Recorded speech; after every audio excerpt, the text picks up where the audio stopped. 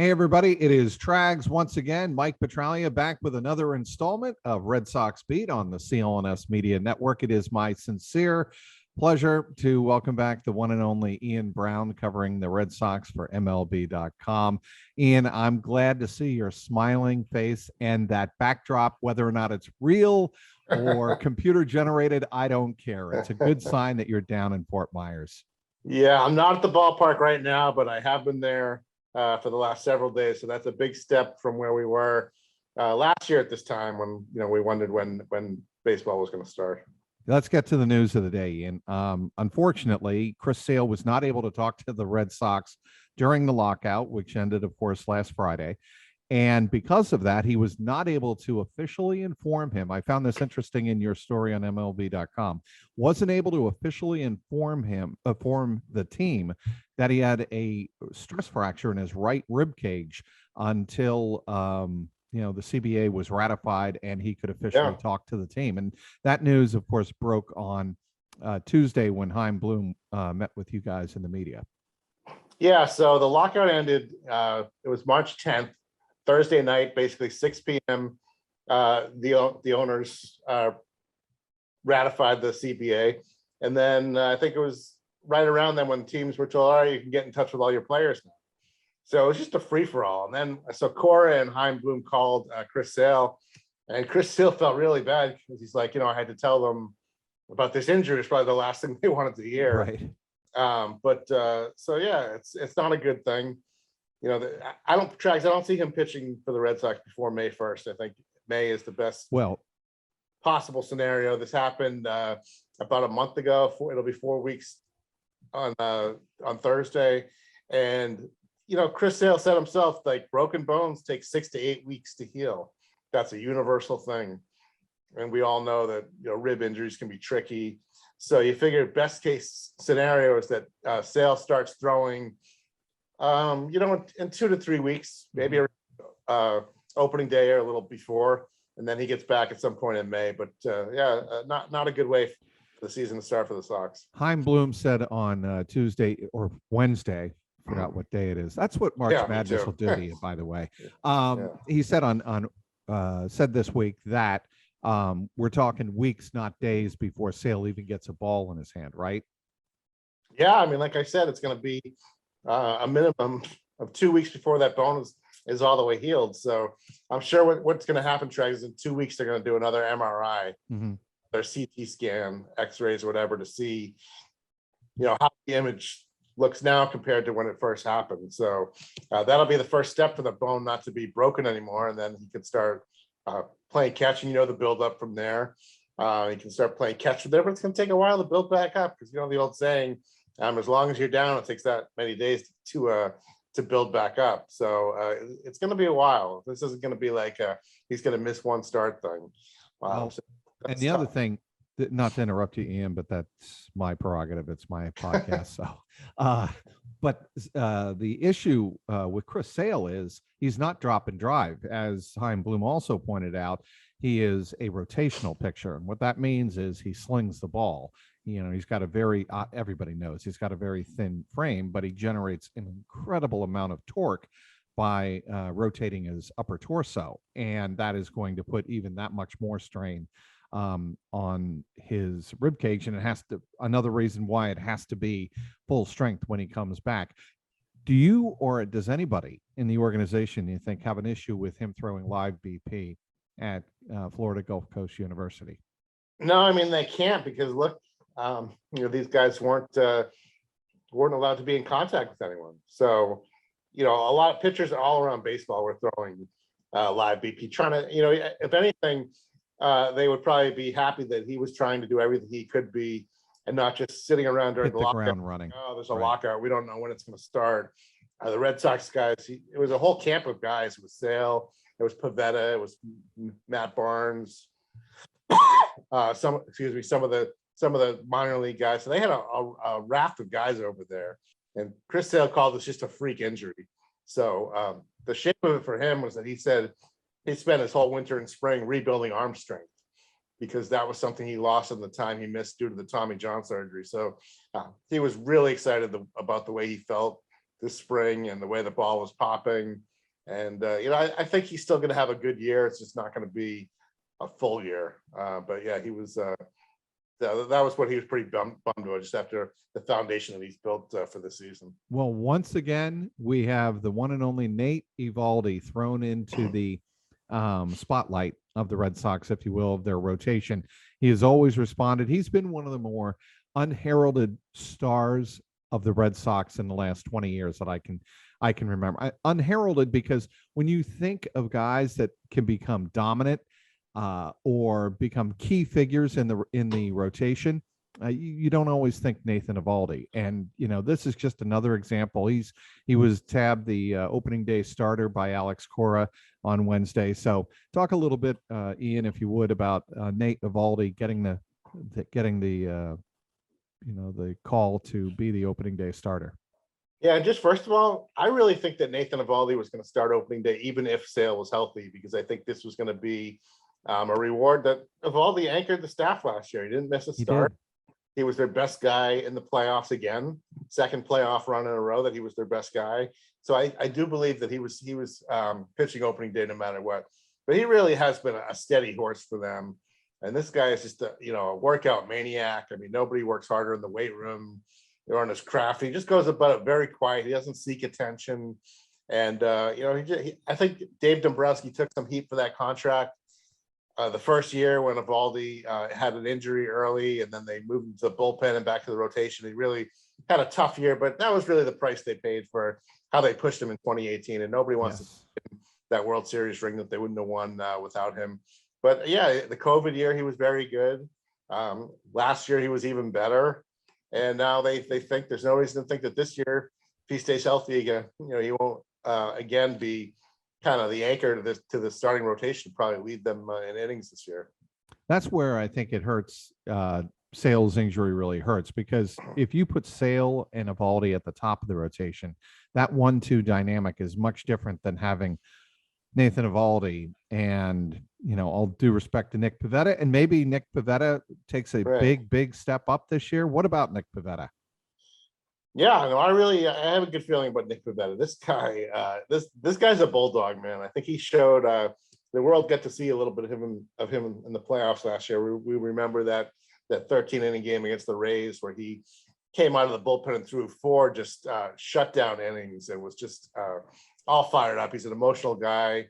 And game 4 of the ALCS, he shut the Astros down, Mike. I mean, I think it was 2-1 when he left the game after 6 innings and some ridiculously low amount of pitches. That I love Alex Cora, but to this day, I think he should have let him ride, because that was the day that Garrett Whitlock gave up the game-tying homer to Jose Altuve that changed that entire series. The Red Sox never recovered from that. But Pivetta really, I think he gained something from what he did in the playoffs last year.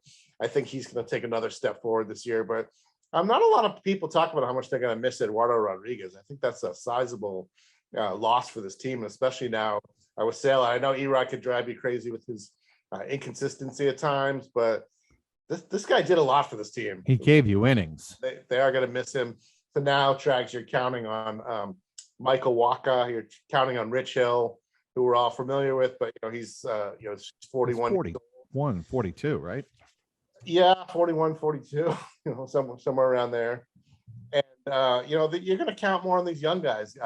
Tanner Houck, I think, is going to be in the rotation to start the season now. I think he will be the 5th guy now with Sale out. And Garrett Whitlock, who was such a huge part in the bullpen last year. Garrett is going to be, you don't know what role. Is he going to be closed, or he's going to be stretched out this spring? So maybe he starts also if Hill or somebody like that has to start. Could he be an opener? He could be an opener, yeah, or more like the bulk hitting guy in the middle of the game, because the opener usually only goes 1 or 2 innings. But yeah, I mean, Whitlock and Houck are again going to be huge parts of this pitching staff, and the Red Sox do feel better about their overall depth of their pitching right now than they did last year.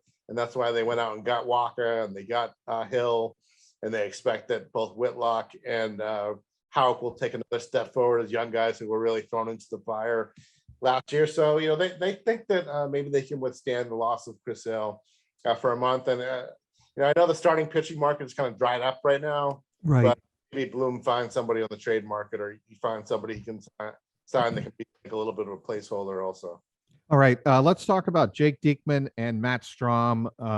They added a couple of relievers this week, and obviously that bolsters a lefty-heavy bullpen. What can you tell us about those two guys?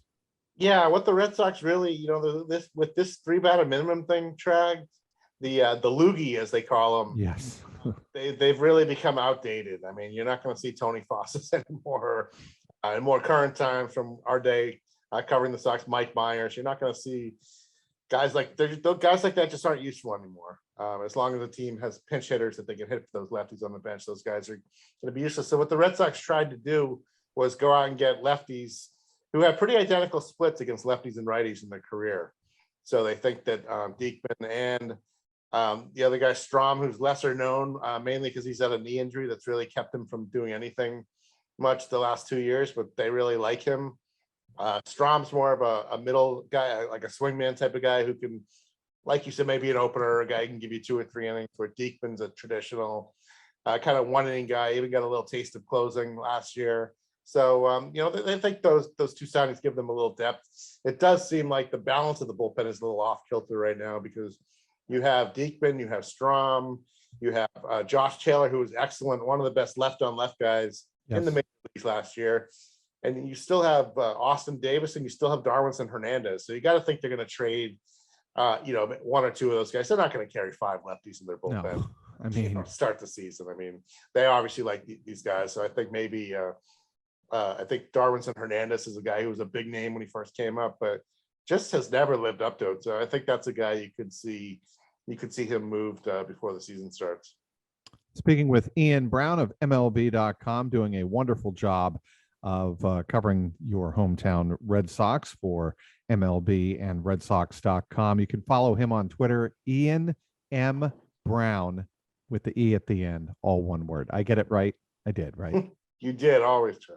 Good. Okay. Maybe the Red Sox are catching a little heat, Ian, for the fact that they seem to be a little bit slow on the uptake post reactivation after the lockout, whereas you see teams like obviously the Blue Jays acquiring Aroldis Chapman. You see Chris Bryant going to the Colorado Rockies. You see Kyle Schwarber, a big piece, obviously coming down the stretch and in the playoffs postseason last year for the Red Sox. Schwarber signs a multi-year deal with the Phillies. What gives, and when can the Red Sox engine, when do you expect that Red Sox transactional engine to get started up? Yeah, both Alex Cora and Chaim Bloom hinted patience with this. So I get the sense they're up to something, but they're just playing the waiting game. They will have somebody, they will have a bat by opening day, a right-handed bat, I imagine. You know who's another name that you should keep an eye on is Jose Ramirez, because the Indians, as you know, they're in a situation where they're offloading guys, they're trading guys. Totally. So the Red Sox do have a deeper farm system now where they could maybe package some people that would make him attractive, but I know that's a bat that they would like a lot. So they will get somebody, but I know it's hard for fans to watch, the rapid fire action going around a lot, across the game right now, and not seeing their team, do much of anything. But Chaim Bloom is going to stay true to his principles. He's not going to overpay Trags. He could have bought Kyle Schwarber back, but he didn't think that he's a player who is worth 4 years at $80 million, because you have to remember too, maybe the prospect in their farm system who's the closest to the major leagues is, a first baseman in Tristan Casas. And you should see this guy, man. He's just 250 pounds. He's just huge. He's built like a tank, One of the first tweets I saw of yours, Ian, not to cut you off again, but it was of Triston Casas at minor league camp when you were down there covering minor league camp while the lockout was still going on. And you were just raving about Casas. Yeah, he's huge, and he's got like a JD Martinez type of work ethic. He's just like very obsessive about hitting and very obsessive about his workout routine. And he's just one of those guys. He carries himself not like a scared kid, but just somebody who like knows that he belongs. So I just think that he's going to tear Fenway Park up when you get the chance. So with that in mind, it just didn't make sense for them to bring Schwarber back at that kind of money. There's another Ohio team that's been offloading quite a bit of talent, and their first baseman is in the last 2 years of a $25 million a year deal. You think the Red Sox would be at all interested in Joey Votto? Well, you know who'd be the most excited person if they did that besides you? Would be Tristan Casas, who has modeled his entire hitting approach There around you Joey go.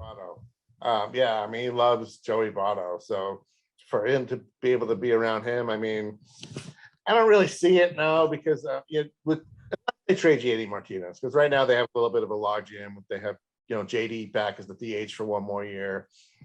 They do have they have Dahlbeck at first base. But yeah, I mean, you could slot Votto in for a year or two, sure. So I wouldn't rule it out entirely. It's just a matter what the it would make sense. I mean, it's another. The problem is it's another left-handed bat. Yeah, and they want a right-handed bat for sure. But they did lose Schwarber's left-handed bat. They keep saying they need a right-handed bat because they traded Hunter Renfroe, who did an excellent job for them last year, and they got Jackie in return. But yeah, I mean, if you're a great hitter, who cares if you're a righty or lefty? I mean, a great hitter is a great hitter, and Votto had a pretty good year last year. He did very good bounce back year. Yeah, so and I think he has the kind of stroke that would play in Fenway too. He can go opposite field. So that's something that is a good name, and that is something to keep an eye on. Xander Bogaerts made it very clear on Tuesday, speaking in the clubhouse, and yes, clubhouses are back open to the media. Yes. Woohoo! He made it very clear, speaking to Red Sox media, that he really doesn't want any part of playing second base or third base for that matter. I mean, Trags, just look at what number does Xander Bogaerts wear? He's number 2. There's a reason for that. It's Derek Jeter. I mean, obviously this guy patents himself as a shortstop. He's always thought of himself as a shortstop. In 2014, when the Red Sox went out and got Stephen Drew back, if you remember, he helped them win the World Series. And then I think it was May or June of that season, Drew was still a free agent, and Ben Cherington at the time brought him back. And then they moved Xander from short to third, and Trags, he was in a funk. Yes, I do remember that. He dropped 20 to 30 points when he got moved off shortstop. They traded Stephen Drew at the July 31st deadline that year. Xander Bogaerts went back to shortstop, and by gosh, he started hitting again. I mean, this guy loves to play shortstop. This guy, I know he doesn't have great range, but he, as Alex Cora pointed out yesterday, the one thing with him, if the ball gets hit to him, he's gonna make the play. And he does. Like, what's underrated most about Xander Bogaerts is this guy's work ethic. I mean, he's 29 years old. I've never seen him come into camp in better shape than he did yesterday. I mean, his biceps are just bulging. I mean, this guy is a workout fiend, and he was working on his agility this offseason also. So one of the underrated, because he's such a laid back, Mr. I grew up on the beaches of Aruba. Just has that persona. You know the guy. He is an intense worker. So he's going to do everything he can to keep that shortstop position. But it's really interesting because he has an opt-out this offseason. When he signed that 6-year contract 3 years ago, it seemed like he was going to be one of those lifetime Red Sox guys. I mean, he took a discount deal to stay in Boston. But things have changed, Trags. One thing that's changed is the market for shortstops. You look at what Corey Seager signed for. You look at what Francisco Lindor signed for. And you look at what Xander Bogaerts has become since he signed that deal. He's become a much better hitter than he was before he signed the contract. Right. So he seems to get better every year. He's a team leader. He speaks like 6-7 different languages. He's a clubhouse uniter. So, he has every right to kind of test his services when he becomes a free agent. It's just going to be real interesting to see, how last time he basically stayed with the Red Sox at all costs. What is he going to do this time? Is he just going to, is Scott Boras going to better be able to guide him to do what Scott wants, which is going to be to kind of get a huge offer that's going to reset the market or stay in line with the market at least, or is he going to take another hometown discount? So I'm really dying to see what happens with Xander Bogaerts. I love covering the guy. He's a tremendous person. He's a tremendous player. I'd love to see him in the Red Sox uniform for a long time, but business of baseball is going to come in this winter. Chaim Bloom is not a guy who runs his front office with emotion, very much like in that regard, and that he is all business, what's best for the team, not what's going to tug on your heartstrings or anything. So I'm just real curious to see how this plays out. And oh, by the way, this kid, number 4 pick in the draft last year, Marcelo Mayer, is a shortstop, and he looks the part. He's probably three years away still, but just another thing to think about when you think about what kind of contract they're going to sign, if they're going to re-sign Xander Bogaerts this winter. Didn't Xander Bogaerts earlier in the offseason, like right after the playoffs ended, didn't he indicate something along the lines that he may be willing to move off the shortstop position if they were able to acquire a guy like Carlos Correa? Didn't I, or am I misremembering that? Somebody wrote something, and I don't think he was quoted directly. It was kind of like one of those people close to Bogaerts think that he would, yada, yada, but he wasn't striking that tune at all. No. He, good for him. He's like, I think he takes a lot of pride in what he's done. And he's like, he was kind of like, I felt like I didn't exist with some of the stuff I was reading this winter. And because like I said, this guy's worked so hard to be who he is, not just as a player, but as a citizen in the Boston community. And he just loves playing for the Red Sox. And like I said, showed a lot of loyalty in that last contract. So I don't blame him for being a little ticked off. And hey, you remember when the Yankees got Alex Rodriguez, clearly he was a better shortstop at the time than Derek Jeter, but the Yankees kept Derek Jeter at shortstop. So, who knows what's going to happen with Xander, but I do think he is one of those guys. He wants to play shortstop. It is hugely important to him. And I'll be surprised if he gives that up anytime, 29, 30 years old, to him, that's way too early. Does 35, 36 years old. I mean, I can't remember how old Cal Ripken was when he finally switched back to third in his career, but maybe somewhere around then. But right now these are prime years for Xander Bogaerts. He's not looking to switch positions anytime soon. JD Martinez, what's the deal? Any update on the rumor mill and if he's going to make it to the regular season with the Red Sox?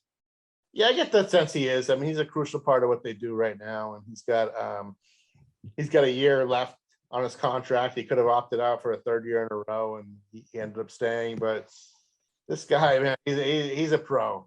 You saw him struggle a little bit, Trags, last year, late in the year, but then the playoffs started, and he was Mr. Money, man. This guy comes through in big situations. He's a big game player. Look at his playoff numbers in his career. He's a big game player. He likes the market of Boston. He likes the pressure that comes with playing here. I mean, he indicated he'd love to stay in Boston for years to come. Whether that's going to happen, I don't know. But no, I think they're going to ride with JD this year. All right, we got to get to the most serious question. How much did it hurt to give your wife, Amy, the beautiful Amy Browne, tickets to Kevin Garnett Day on Sunday at TD Bank Garden instead of you sitting in those prime luxury seats watching number 5 go to the rafters?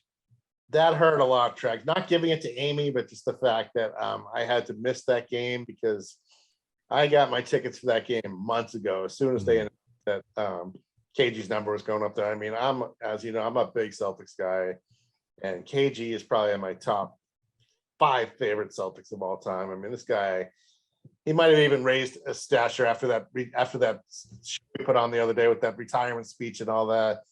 I mean, this guy is just you were around him more than I was, Trags. I mean, he's at a different level, personality wise, intensity wise, leadership wise. So it was hard.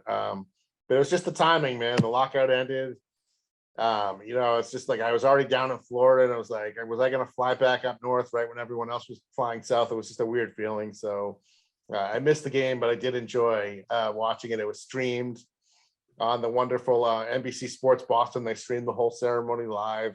So I had a blast watching that. But yeah, I was bummed out because I'm lucky enough, Trags. I was at the retirement ceremony for DJ, the late great Dennis Johnson, and his went up there. For my all-time favorite player, Mr. Larry Joe Bird, I was there for his retirement ceremony when his number went up. Kevin McHale, another one of my favorites. Robert Parrish. So I was there for all 4 of those. And I was just like, man, this is going to be great. KG's going to be the 5th Celtic who have seen his number retired. And so for me, the timing wasn't great, but big picture was great. The baseball was back. It was just, I wish maybe it had come back one day later or so I could have gone to that game. Yeah, that's too bad. But as I know very well, you are one of the biggest Celtics fans on planet Earth. And at least you got to see him play, and you got to see the other 4 numbers go up to the rafters. But Kevin Garnett, is unlike any athlete I've ever covered. I will say that his intensity level is out of the stratosphere. Yeah, I mean, there's just guys that there's never going to be anyone like him.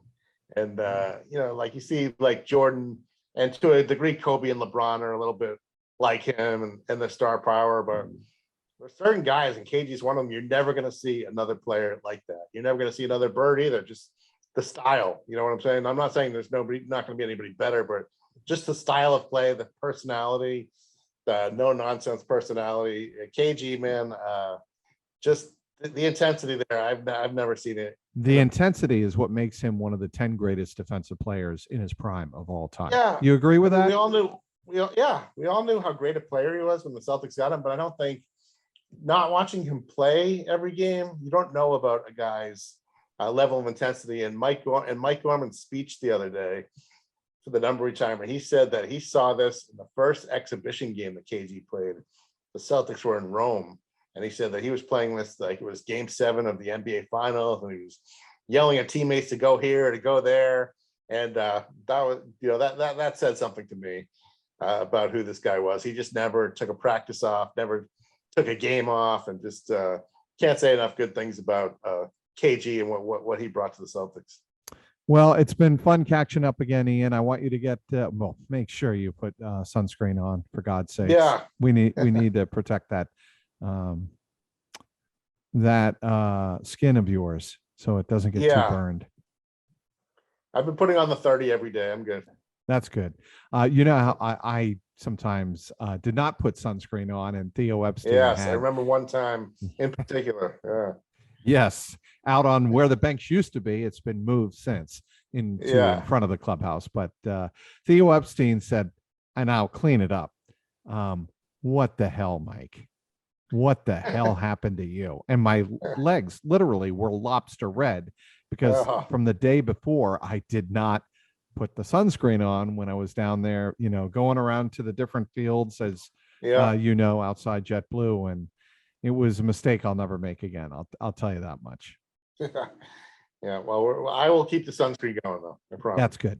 Well, he is Ian Browne. You can follow him on Twitter at Ian M. Browne, all one word, and E at the end of Brown. So make sure you do that, and make sure to follow his tremendous coverage, as always, on MLB.com and RedSox.com.